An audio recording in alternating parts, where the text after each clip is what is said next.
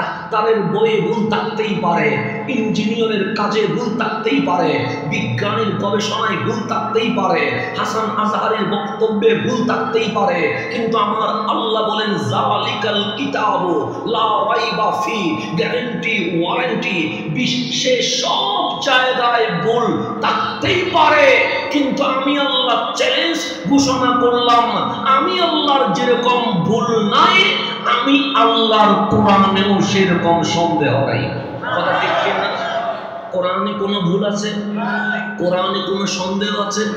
এখন আল্লাহ সর্বপ্রথম কোরআনে দাওয়াত দিতে চেয়েছেন কি? আল্লাহ উপর ঈমান।